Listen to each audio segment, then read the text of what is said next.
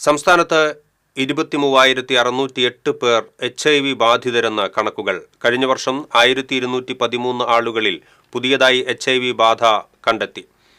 ജില്ലയിൽ നിലവിൽ 2,914 പേർക്ക് HIV അണുബാധയ്ക്ക് മരുന്ന് നൽകുന്നുണ്ടെന്നും DMO അറിയിച്ചു.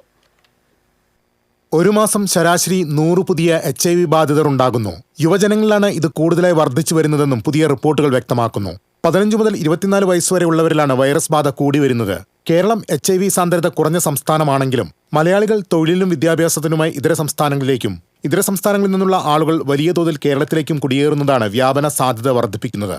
ഈ വർഷം ഏപ്രിൽ മുതൽ ഒക്ടോബർ വരെ 818 പേർക്ക് അണുബാധ കണ്ടെത്തി.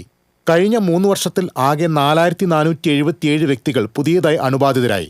ഇവരിൽ 3,393 പുരുഷന്മാരും 1,065 സ്ത്രീകളും 19 ട്രാൻസ്ജെൻഡർ വ്യക്തികളുമാണ്. ലോക എയ്ഡ്സ് ദിനാചരണത്തിന്റെ ഭാഗമായി ഈ മാസം 30 വൈകിട്ട് 6 മണിക്ക് തെക്കേ ഗോപുരനടയിൽ റെഡ് റിബൺ ആകൃതിയിൽ ദീപം തെളിയിക്കും. ഡിസംബർ 1 റാലി സംഘടിപ്പിക്കും. 10 മണിക്ക് സെന്റ് മേരീസ് കോളേജിലാണ് ജില്ലാതല എയ്ഡ്സ് ദിനാചരണം. പ്രതിസന്ധികൾ അതിജീവിച്ച് പ്രതിരോധ പ്രവർത്തനങ്ങൾ മുന്നോട്ടെന്നതാണ് ഈ വർഷത്തെ ലോക എയ്ഡ്സ് ദിന സന്ദേശം.